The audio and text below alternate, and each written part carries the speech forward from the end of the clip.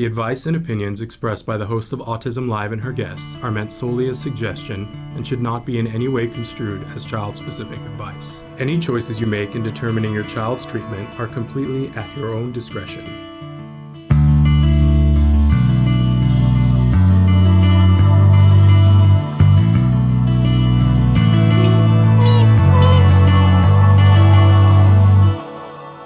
Good morning and welcome to Autism Live during this really amazing month. I hope you're enjoying all the content that we've been giving you so far and looking forward to all the stuff that's coming up because it's off the chain. Next week, Temple Grandin. But a whole bunch of other people too, really amazing. I'll tell you, well, let's just tell you. On Monday, Lillian Carrier from Autism is going to be here with us. On Tuesday, Dr. Doreen Granpichet for Ask Dr. Doreen. On Wednesday, Thomas McKeon is going to be here. On Thursday, Dr. Temple Grandin. And on Friday, Jen Barreto is going to be here talking about, she's a wonderful autism expert, talking about self-injurious behavior. So you guys, it's off the chain, as they used to say. But today, oh my gosh, when we were planning this, I was like, you know, who are people that I just so enjoy hearing from them, that I feel like uplift me and make me think that all things are possible, and that I want to make sure their message gets out. And that's really what you're seeing during this month, as many of those people as we could get on the schedule.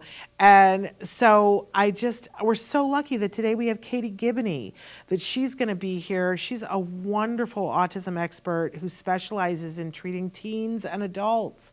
So I just love her. I know that you're going to love her. She's amazing, just an amazing light on this planet. So stay tuned for that. First, we're gonna do a couple of things, some housekeeping, and we're gonna do Jargon of the Day. Want to remind all of you that this show, you might be watching us on Facebook, YouTube, or Twitter, and we hope that, because the show is premiering there right now, and if you're watching, you can feel free to write in and write your comments in. Or you might be watching us in podcast. Well, you're not watching us in podcast. You'll be listening to us in podcast. So that's what you might be doing. We are a free download wherever you get your podcasts, which is absolutely amazing. I'm doing more with podcasts, and I'm seeing that sometimes the podcast platforms, you have to pay to be on the platform, but we're everywhere. So if you need to find us and you don't want to pay for it, because it's so important to us that you don't have to pay, keep looking for the podcast platforms where you can download for free, because we don't want you to have to pay anything to be able to listen to us and take us on your walk or in the car or wherever it is that you're listening to us. I know one person who listens on their wireless headphones while they're doing dishes, which is a fabulous thing. Wash away. But we want to remind you that throughout the podcast, you will hear advertisements.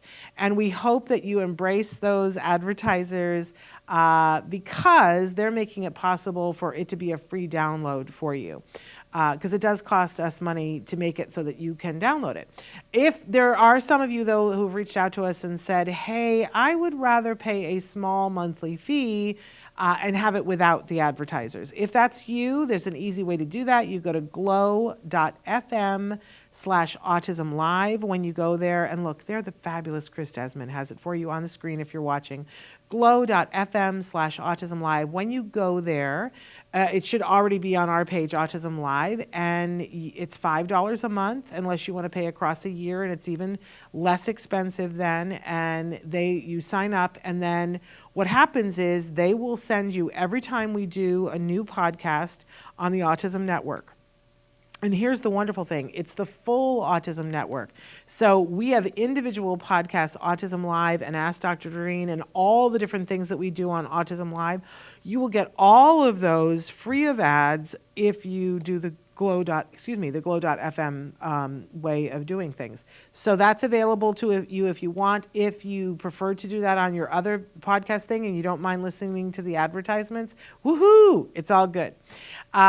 So we also encourage you, we're trying to get our message, and our goal here always at Autism Network is to provide information and inspiration. That's it. That's what we're about. That's what it all boils down to.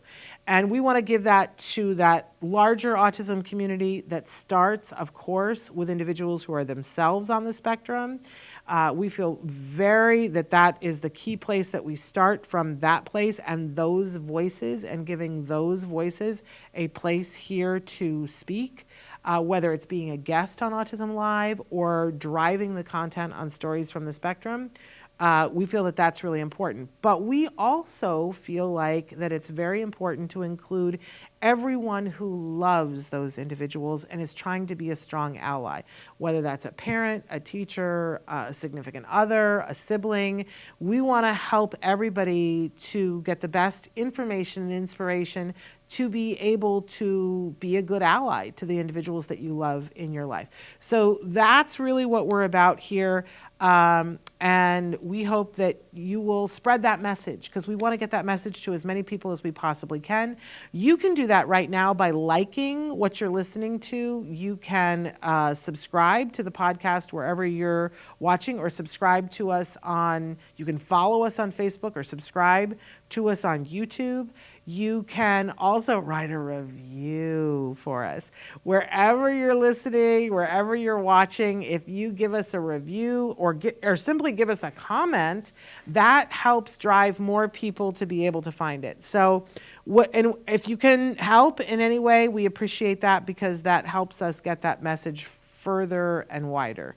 I had to think about what I was saying there for a second. Not often that I think about what I'm saying, which leads me to my very next thing, which is we often like to start the show with something we fondly refer to as the jargon of the day. Today's jargon day, and I see I'm already eating up most of my time. Today's jargon term is a toughie. It's a good one, but it's a toughie. It's DRA. Oh, whose head hurts now? Let me raise my hand. Okay, we're going to give you an actual definition. I may or may not make fun of some of the terms in it. Not so much anymore. And then we'll go on to a working definition.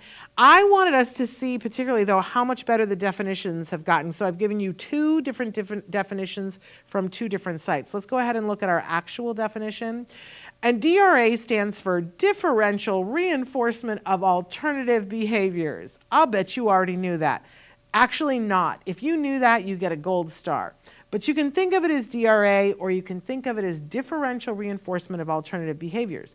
So our definition, which comes to us from Cooper et al., the 2020 version, DRA is a type of differential reinforcement, not really defining it, that focuses on reinforcing a behavior that serves the same function as the problem behavior, but is more appropriate or desirable. Now, I want to hug Cooper et al. Because they have come a long way.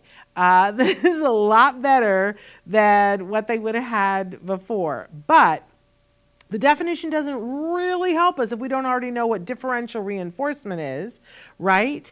But this idea of, okay, I do love that it says that it serves the same function as the problem behavior. I don't really like the word problem, but okay. And I don't really like saying it's more appropriate or desirable, but, that is kind of what we're getting to. In a broad sense. So let's now go on to our working definition and see if we can't make heads or tails. Now, this comes to us from studynotesaba.com, and there are a lot of things I like about this one, a couple of things that I don't like. We'll talk about that. Differential reinforcement of alternative behaviors. This procedure is used to decrease, again, problem behavior by reinforcing appropriate alternative behaviors. Well, there's the word again in the definition, and withholding reinforcement for any instance of the problem behavior. It is important, this is the part of this definition why I included it. It's important to pick an appropriate alternative behavior whose function matches the problem behavior. I don't like that we just keep calling it problem. I like calling it challenging behavior because I think sometimes we get just so confused about the difference between the individual and the behavior, right? And so if you're using the word problem with the behavior, people start to think that the individual is a problem, and I don't believe that individuals on the spectrum are a problem. I realize that it's just an inference, but I like to keep it separate, right? So, and we all face challenges. right? So I like challenging behavior better, but you guys write in and tell us what you like. But so we've identified that a behavior is in some way impeding progress, that in some way it's challenging, right? That maybe it's a child who is spitting on their hands at school and they are rubbing the saliva on their desk, right? This is a behavior we see a lot of and that people write in. It's by no means the only challenging behavior that somebody can do, but I think we can all agree that that is a behavior that's going to impede progress in so many different ways. First of all, it's a health concern. Can you imagine during COVID? I mean, we're still worried about viruses, right? A child spitting and putting it on the desk. Oh my gosh, now we got to disinfect, right? It becomes a health hazard. But it also is going to make it very hard for them to hold a pencil and write their name. It's just not a behavior that we really want to see in this particular setting. Is there a time and a place? Perhaps, but not in a school setting. So we might deem this in this one setting a challenging behavior, or for our definitions, a problem behavior.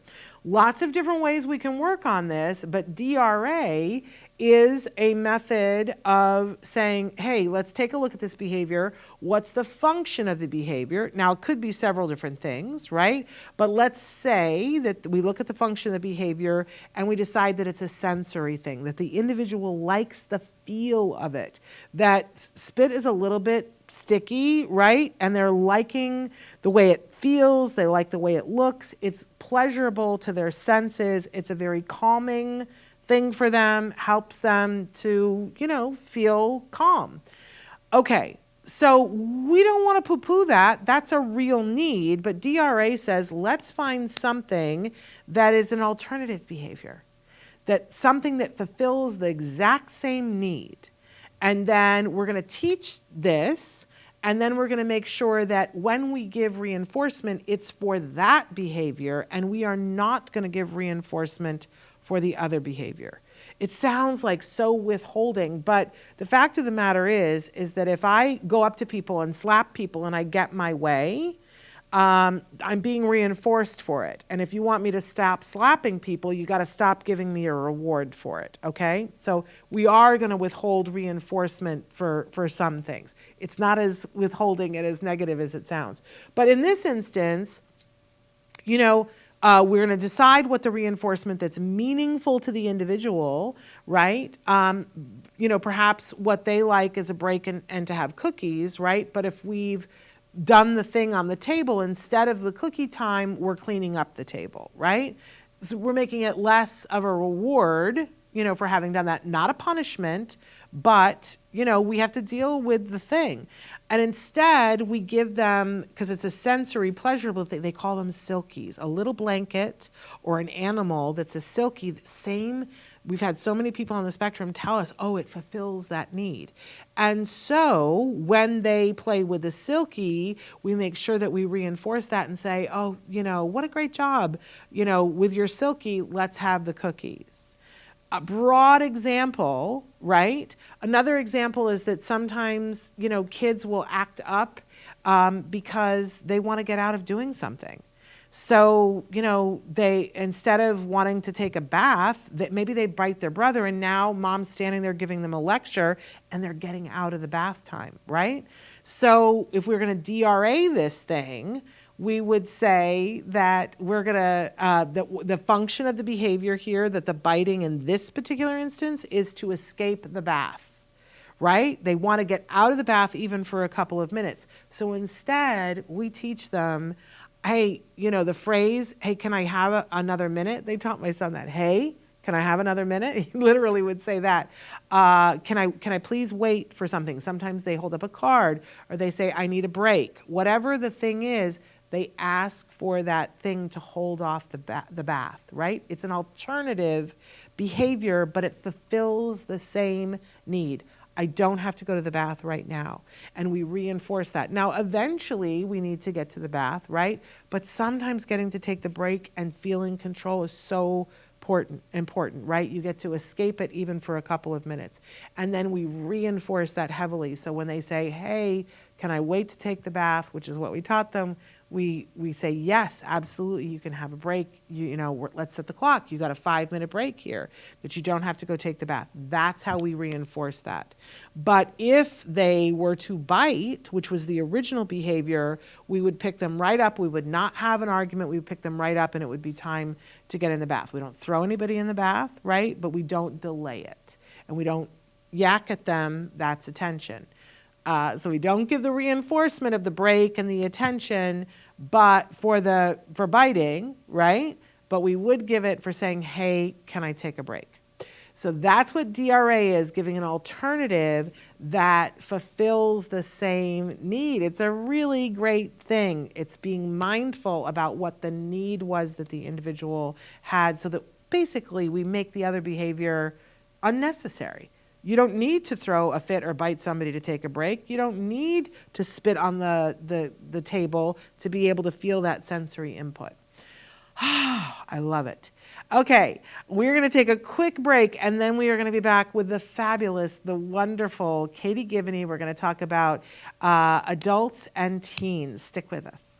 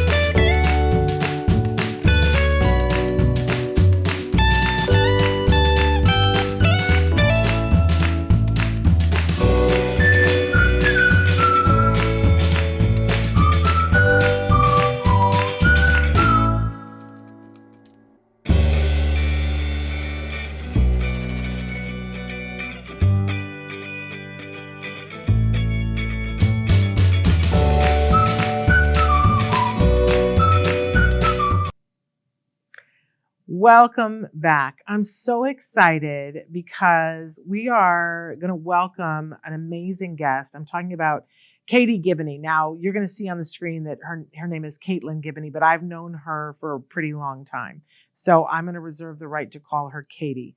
But we feature on this show all the time amazing human beings.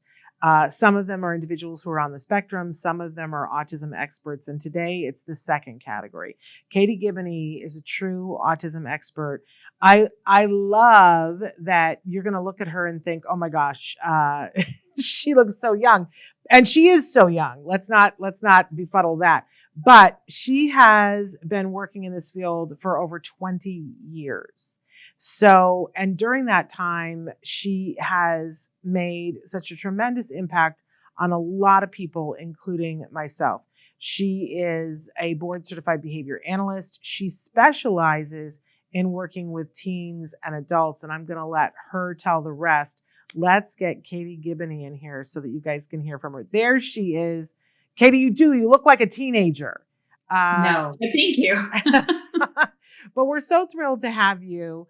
I guess I'm going to start with, so you've been working for CARD, the Center for Autism and Related Disorders, for more than 20 years now.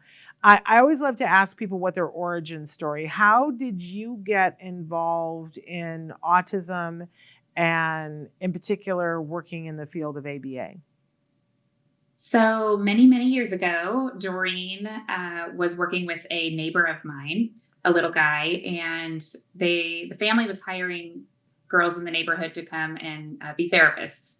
And I started working with Doreen and Evelyn Kung back when I was in high school. The family hired me as a therapist, but I was trained by Doreen and Evelyn. So I've been with CARD ever since. And after that, when I went to college, I joined on some workshop cases with CARD and worked with clients through college in Santa Barbara and then also on the East Coast. So I've always stayed and I love it. And now my little guys that I started with are in their 20s and their 30s. And so that's where my passion lies, is with our teen and adult population. And thank goodness for that. But I just have to say, for anybody who's watching, so often I hear from parents who maybe are starting their ABA program. And sometimes, as I did when I was a new parent, somebody will say, oh, We're getting a new behavior technician on our team, and they're brand new. They've just come out of training, and we really, we asked for somebody with more experience, and we want the most experienced person that they have with this organization to be the person. And the Doreen, by the way, in case people are tuning in and this is your first time watching the show, the Doreen is Dr. Doreen Granpeesheh, right? And recently, I know a parent who said, I would like for Dr. Granpeesheh to be the behavior technician with my child. Because that's what a parent does. You say, I'd like the most experienced person I can, find the email for it, and that I want them to work with my child. But I always like to remind people that the new people coming in are sometimes fabulous. And think about that parent in that neighborhood who hired the teenage Katelyn Giboney, not realizing that she was going to have a thought leader that was going to be doing therapy with her child. So you never know who the next Katelyn Giboney is going to be. Don't be afraid of the new BTs, because often they're really, really fabulous. But I guess I have to ask, what was it about working with that? It sounds like it was a young boy. What was it about it that made you go, okay, not only do I want to keep doing this, but I want to go to school for it. And I think I maybe want to do this for the rest of my life. Like what was the thing that made it so fun? I think it was, I feel very lucky, because I think a lot of people don't figure it out right away what they want to do. But honestly, it was working with him all those years and seeing the progress just right in front of my eyes. He started nonverbal. And by the time I left for college, with the support of everybody, his team, his family, he was speaking, and he was back in school. And just to see that change that we made in a short but long, period of time was inspirational at a young age for me to keep going. That's going to make me cry. I think sometimes we forget that the people who have signed up to work with our kids are people that it's important to them to make a difference, that they care truly about you and your kids, and that they sign up to make a difference. So remember that when you're working with your ABA team. But we asked you specifically to come, Katie, because we get a lot of questions from families of teens and adults. And the questions are varied, but one of the first questions that people will write in and ask us is, we hear all this stuff about ABA for little kids, but is it something that you can still do with teens and adults? Let's start there. Is it a viable thing? And then my second question of it, does it look different than it does with a 3-year-old? 100%. It depends on, where your teen or adult is at, but definitely progress can be made starting at a later age. And I'm a huge advocate for that. I think no matter what level they come in, there's a lot of skills that we can teach. And, a lot of our teens and adults, we're focused on teaching them, core skills that they need to learn possibly. And it is just those basic ABA skills that we would use maybe with teaching younger children, but it's focused more on, okay, how do we teach this skill? How do we generalize it out into the community or with, different people into different environments as they're older and they're out and about? And just really, when I look at programs for our teens and adults, looking at, emphasizing, increasing just their independence, and how can we individualize their ABA program, just like we would with the younger kiddos, but to just really fit their needs, their passion, their likes and dislikes, and create a program that also is supporting the family. Because if we don't have a program that's supported by the family and working on, focusing on things that we want to improve with your son or daughter, it doesn't work. But definitely, looking at just their schedules as well is something that we kind of look at when we're creating their program. Is it less structured because maybe they just graduated from high school, or, making that big transition? That's a huge change where a lot of families will come in and they need help at that point because their world's been kind of turned upside down. And, a lot of our teens and adults thrive off that schedule, but we want to make sure it's not too rigid, but still in place for them as they're leading into adulthood. I'm sure you know that as parents, what we call that period of time when school and services have, the school services have stopped, whether that happens at 18 or 22 or 24, parents, we call that the cliff. Because for so many years, parents felt like, okay, we were clipping along at a certain level and we were having progress. And now it's literally that we've been dropped off on the edge of a cliff and there's no place to go. I love that is starting to change. Now, one of the big things that people, and I talked with you about this before we started the show, but one of the big things that people write into us about is once they determine, okay, ABA can be helpful to my teen or adult, where do I find it? Because that's the next part of the equation that seems to be a little hard to overcome right now. That so many parents are writing to us and saying, I called like 10 ABA providers and they all say some version of the same thing. We don't treat kids your child's age. Now, we didn't even talk about what your current position is at CARD, the Center for Autism and Related Disorders. So what is your official real title at CARD right now?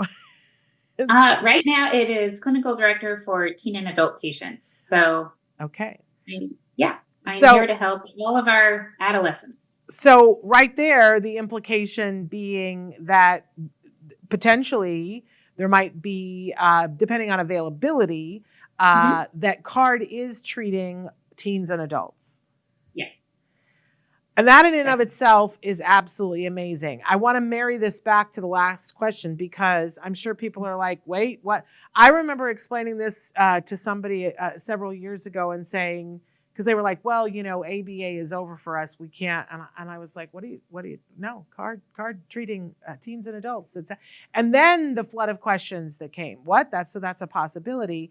And you were just talking about how it really is individualized, that it to the person, to the family, to the schedule, to the individual needs of that person. So let's just take a couple of scenarios that, let's say that somebody has a 15-year-old that's still in school, going to high school, but is nonverbal. I'm just, making it up as I go. But we get this question all the time. A 15-year-old who's nonverbal, and they're wanting to still work on functional communication because we know that that's critical for everyone. That is just, functional communication is a huge, huge thing that we need to make sure that every person gets that opportunity.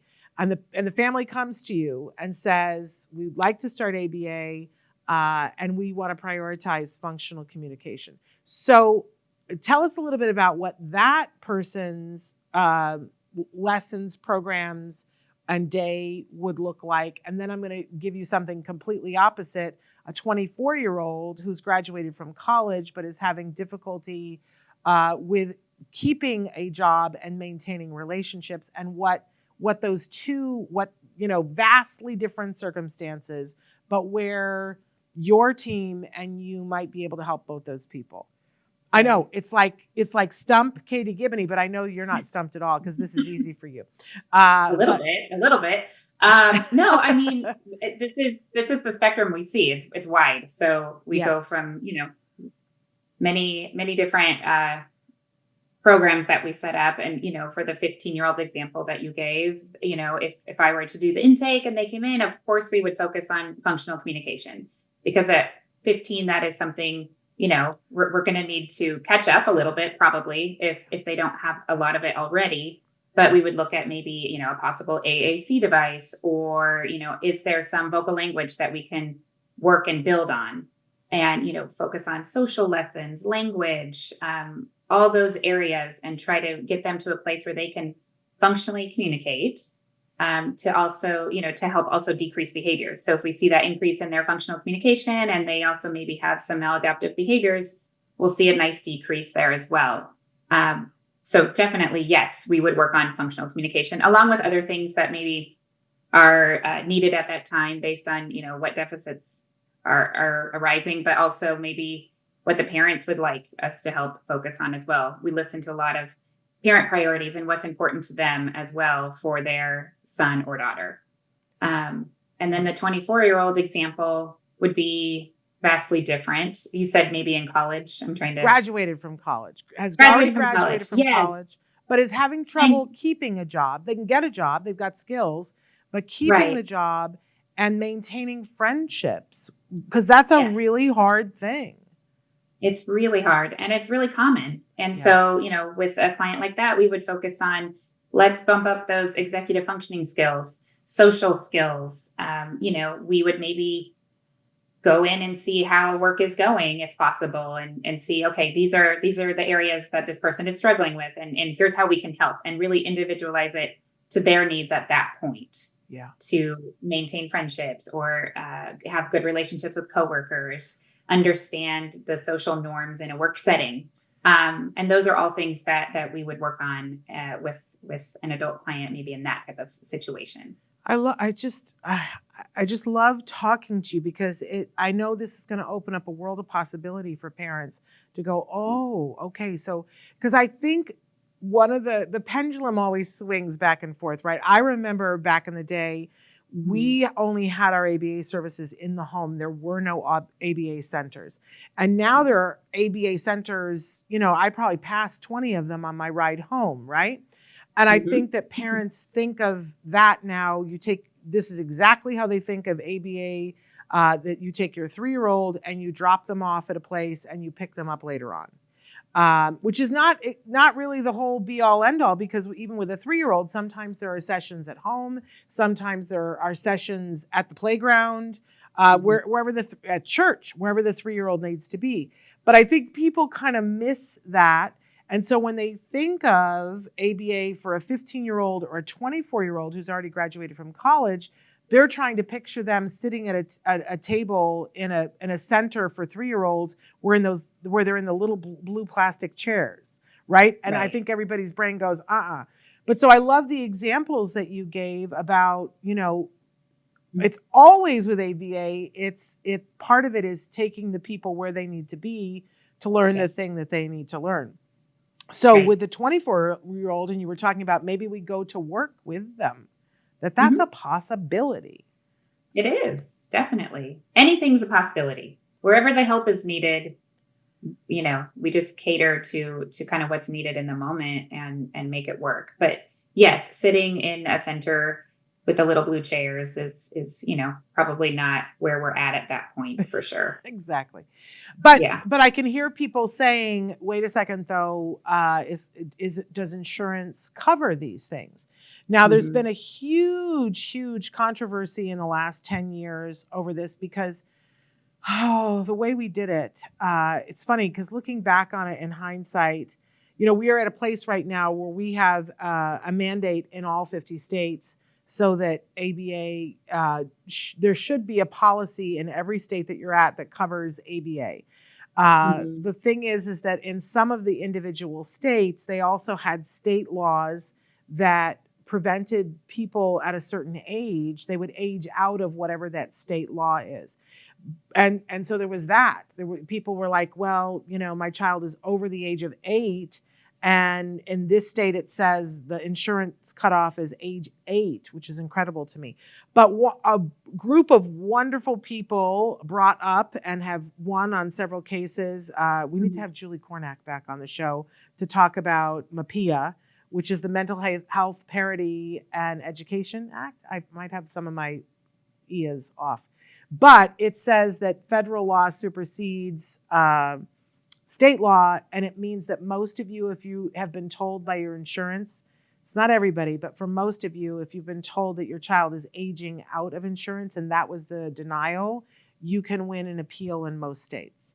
So in most cases, not in all, because I can't say that carte blanche, but in most cases, ABA is still something that can be covered regardless of somebody's age. Am I in the neighborhood of correct, Katie?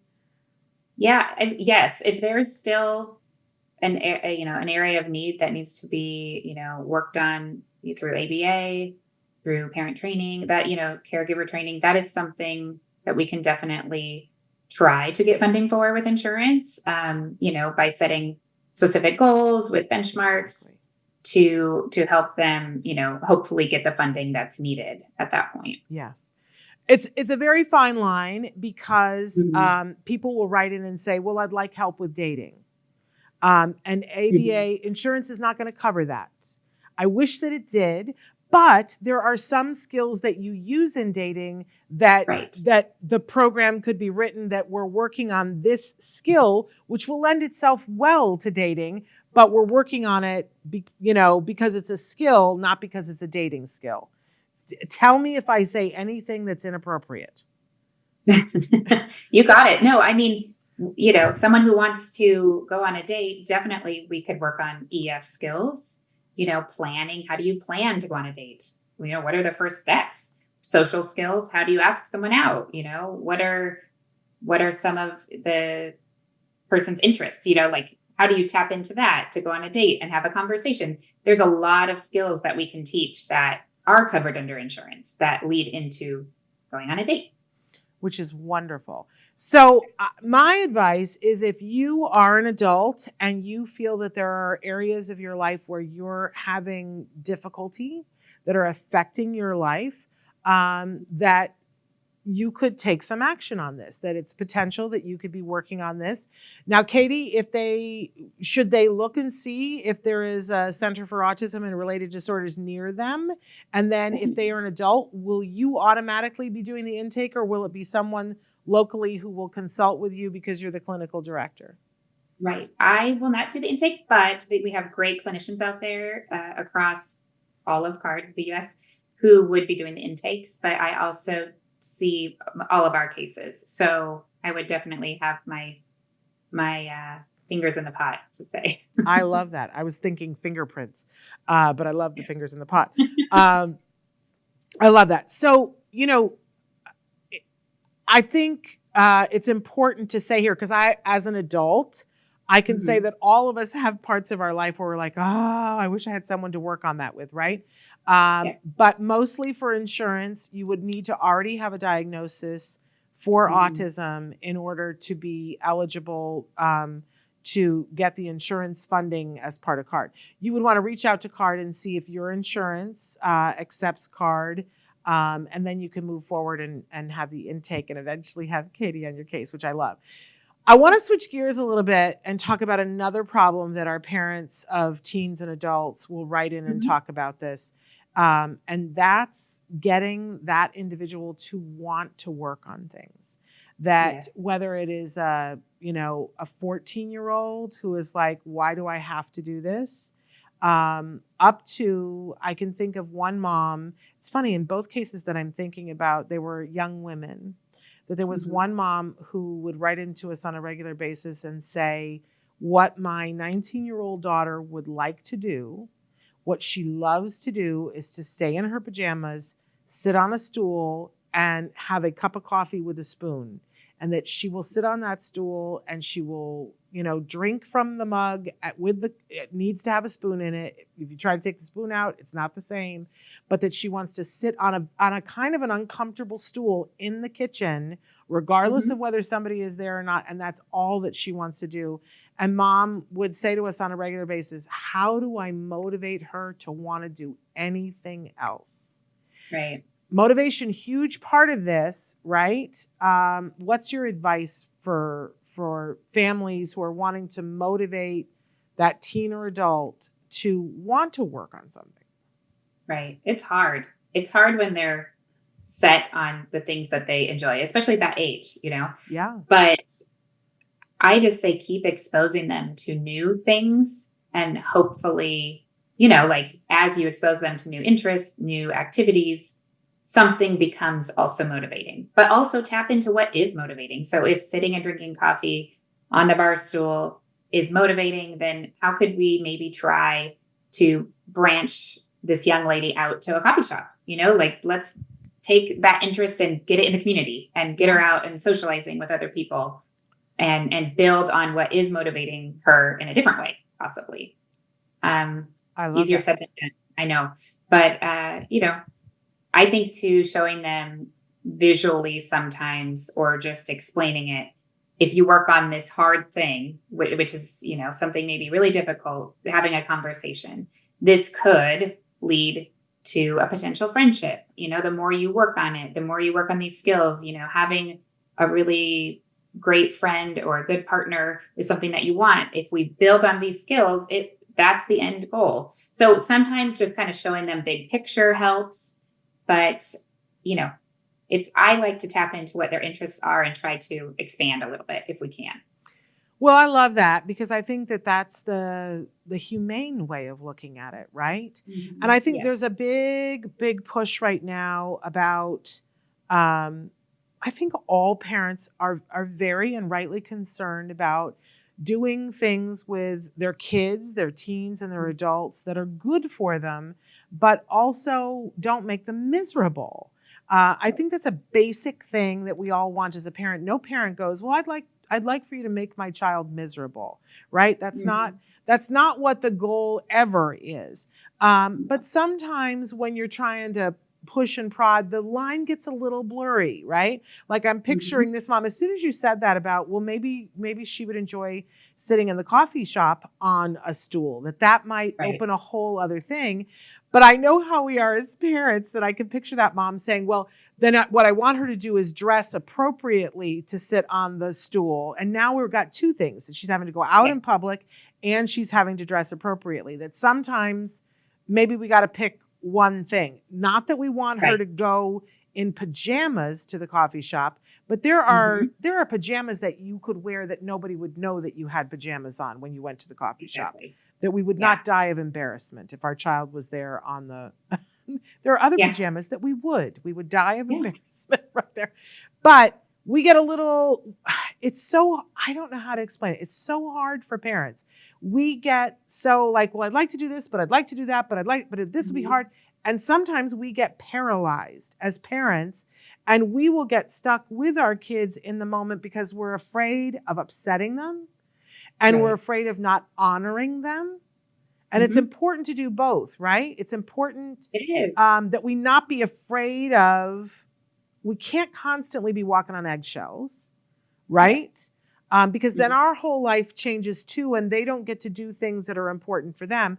But we also need to honor their spirit. So I love you saying, let's take the thing that they want to do and let's just try to expand it. That seems like a very humane thing we could do. And that's just with all of us, no one wants to do anything they don't want to do. But Amen. We all have things that we enjoy. But there are, I think it's just focusing on, their dislikes and their likes and how you can find a good balance and, pick your battles. That's always something too. And here you are, you're somebody who has been doing this for many years, and you weren't always focused on the teen and adults, but as that started to come into focus with you, I'm wondering if you could tell us a couple of success stories that help parents to realize how much something can change for the better. Like are there a couple of stories that you can think of? Obviously, you'll tell it in a way that you won't disclose who they are, because that's the kind of expert you are. But what can you share with us? A message of hope. Yes. Oh gosh, there's so many. A couple that come to my mind right away is a patient of mine who was graduating high school in a couple of years. And so the mom and I were working together to come up with kind of a game plan for after school, the cliff that you speak of. Yes.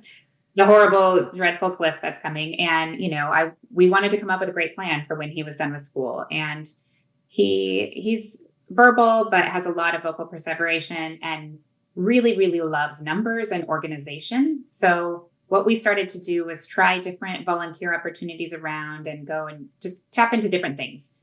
We found that he really enjoyed the library. He liked the structure of it. He liked the number organization. And after he graduated school, he started a volunteer position working at the local library just a couple nights a week, and a therapist would shadow him. And now he's going, his mom takes him, but he's going to the library and he's working there. And it's just a great success story. We had a little hiccup with COVID and had to reteach a few things after he was allowed back in the library. And that was a bummer. We all were kind of like, oh man, can we get back to where we were? And he bounced right back. And it's amazing that he has this great opportunity and he enjoys it. It's something that he actually really loves every day. Like when he's going, it's something he enjoys. So Amazing. that was a huge success for this family and for this patient. That's Um, amazing. Because yeah, it's a really, that's a life well lived. We've talked so much this month about identity and about. I had the opportunity to be in a car with Dr. Temple Grandin and Kobe Bird, the actor from Lock and Key, Netflix Lock and Key, and they Mhm, were mhm. having a conversation about identity, and they both said that overwhelmingly they identify themselves by their profession, not by their diagnosis. And and you know, when somebody has a job, Mhm. whether it is a paying job or a not a paying job, because I think, talk to any mother and they will Right. tell you that the job that they do the most, that they love the most, is being a mom. We don't get Mhm. actual paid for that, but still a job. And, Right. and a job should be something that you love. And when an individual on the spectrum has that, we see people blossom, Mhm. just blossom. So what a wonderful thing. And it goes with the things that he was wanting to do anyway. Fantastic. Do you want to share another one? Yeah, I have a great one. Another client of mine who I worked with in the past, he engaged in a lot of visual stereotypy, and it was in the way of him doing a lot of different things. And so it was kind of the same crossroad of, okay, what are we going to do when school is out? And his mom tried painting with him, and this blossomed into a great hobby of his that provided that visual input with all the colors and the lines from the painting. And that's become, an occupation for him as well. And it took many, many, many years, but it's something that he does daily, and he enjoys it, and it brings some sort of calm to his day and kind of balances him out in a way. And he listens to music while he paints, and uh, it decreases some of the stereotypy at times. It's just been an amazing, like, I don't know, I don't even know what to call it. I guess a job or a hobby that he does that just kind of came unexpectedly, but now it's turned into just a great outlet for him. Katie, are you still there? We may have lost her. That's okay. We'll see if we can get her back. While we're waiting for Katie to come back, I'm going to give you guys a little bit of information that Katie, as I said, she's a clinical director at the Center for Autism and Related Disorders. They do treat teens and adults. It's very individualized. And I love that Katie is the one who is overseeing all of those programs. So the individual will have a supervisor that is a BCBA that's with them on a regular basis, but Katie oversees all of that program, the teens and adults. Pretty amazing thing.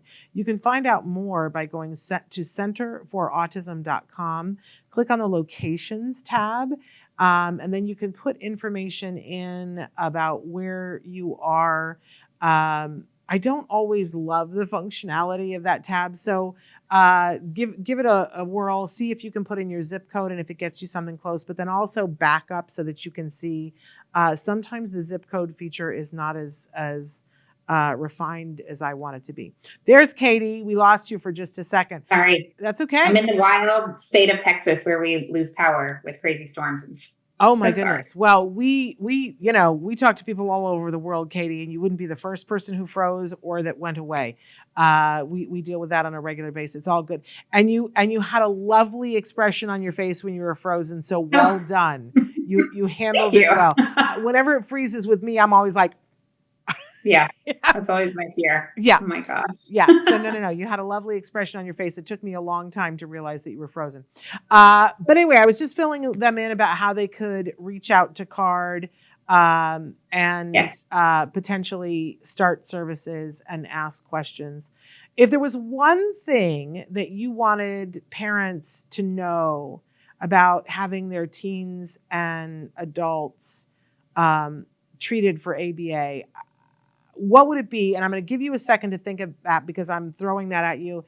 And not to steal your answer, but the one thing that I want parents to know Mhm. is that so often with teens and adults, there is a a level of anxiety that is present. And I think the world tells us, well, anxiety is just a part of everything. It's going to be a part of everything that you do.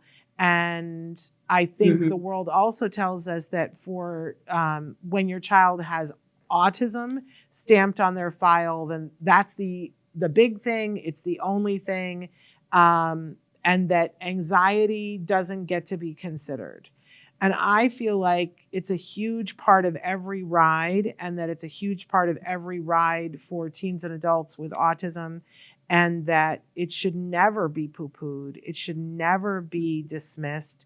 It should never be left alone. And that if we think about ourselves, what causes anxiety in us and what helps us to overcome anxiety, and that feeling of being safe and feeling like you're in control and that you're competent and that you have a place, I think that all plays a role in anxiety and reduction of anxiety. So I'm a big fan of saying to people, if you help, first of all, with communication and building infrastructure, that you'll help with anxiety. So that's what I wish people would know. But Katie, what do you wish? You're somebody who's been working in this field. What do you see and you wish that you could say to parents? Right. But feel free to say anxiety too. No, I mean, I think what you said is amazing, and it's so, so true. My takeaway would be to just for all these parents out there to know that ABA can still help. It can help your adolescent, teen. It can help your adult. There are a lot of things that we can still help with. And, just keep your son or daughter social and staying out and staying busy. And, if it's just your family goes for hikes, go for hikes. If, your teen or adult is interested in the movies, go to the movies. Just stay out and stay social, because they're going to want to stay home, and they're going to want to avoid some are going to want to avoid some of these, social interactions. But my advice would be just stay social, stay active, and keep them engaged in the community, because that is the best thing that you can do. And just know that ABA doesn't end with a certain age. And, we are here. Other people are out there to help. And it's a time when it's so hard for parents, that age range of, 18 beyond, or even before. And just know that there's so many resources out there and agencies that will still help you. And a lot of change and good can be done past any age. And I would be remiss if I let you go without discussing that one of the tools that you guys use at CARD, with the younger kids, they use one version of skills, but with the teens and adults, you use another version of skills that's called Skills Living. And I believe that is also available to private consumers if that's something that you're interested in. That, my goodness, it's a huge, huge thing. 16 different curricula areas. Am I right? Yes. And it teaches everything, from money awareness, social awareness, getting an apartment, to just the basics of preparing food, or, balancing a checkbook. It goes from one end to the other, with a lot of different skills depending on where you're at or where your son or daughter is at. And it will just help break it down into easy steps to teach, whatever goal that they're working towards at that point. So Skills Living, I believe you can find that at skillsforautism.com. We'll try to make sure that we have a link for it. Katie, you're amazing. You're amazing, Shannon. Thanks for having me. You are so you just have such a calming presence. And I know, because I've seen you at work, that everybody just loves to be around you. And so for our teens and adults, you're just such a gift. And you also have that ability to see individuals as individuals, and with all the respect and the empathy that should be afforded to them, but isn't always. So I just want you to know that I respect and admire you and the work that you're doing always. Same right back at you. Well, much love to you. I hope we get to see you sometime soon. But it's just a pleasure to know you. And I always sleep better knowing that you're helping our teens and adults. Oh, I'm here for all of you.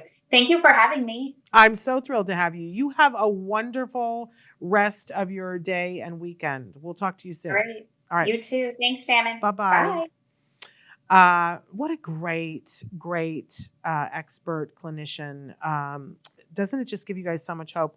I just love her. Let's talk a little bit about next week, because we are just continuing on with autism this month that we call the A month. It's awareness, acceptance, action, and appreciation. And we're adding more A words as we go along. So on Monday, you guys, oh my gosh, I just adore and love this young woman. Lillian Carrier is going to be with us. You know her. She's a pretty well-known actress. She was on the show Everyone's Gonna Be Okay. I always get it wrong. Is it Everything or Everyone's Gonna Be Okay? Hilarious show if you've not watched it. Oof. But she and her sister also founded a charity called Autism. And it is there to support, as we were talking about, teens and adults on the autism spectrum. So we're going to hear more from her about what they're doing. They've got a big open house coming up. Then on Tuesday, we have Dr. Graham Pichet, and she is going to be talking with us.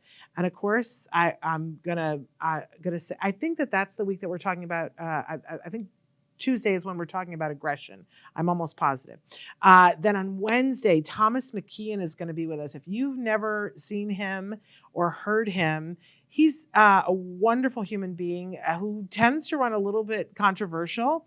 So that'll be fun. And we're going to be talking specifically with him about identity.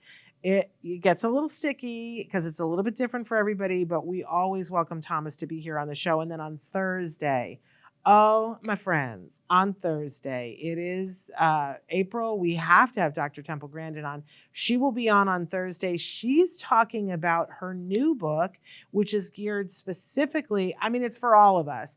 But the book is written for grades third grade through 8th grade reading level. It's a great book to explain different minds. That's what the title of it is, Different Kinds of Minds. So you're going to want to tune in for that. And then on Friday, Jen Barretto is going to be with us. She's an autism expert, and she's going to be talking with us about the very serious subject of self-injurious behavior. What it is, what it looks like, how we can effectively treat it so that we give individuals who are engaged in self-injurious behavior a better way to express what's happening other than hurting themselves. A very serious subject, but we're so grateful that Jen Barretto will be here with us to make that all happen. That's next week. If you've missed anything that we've been doing this month, everything is available on podcast. You can download it now. It's all on our YouTube channel.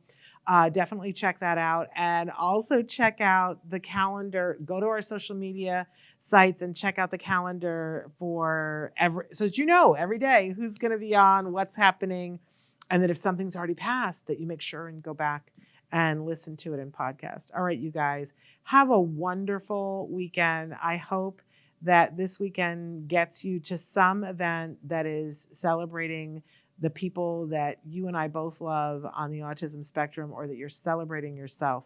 We'll see you on Monday. Until then, give your kiddos a hug from me and one for you too. Bye-bye for now.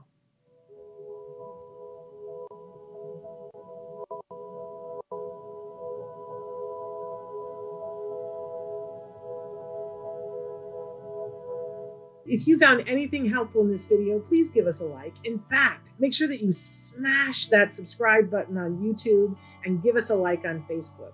You can also follow us on Twitter and on Instagram for important updates.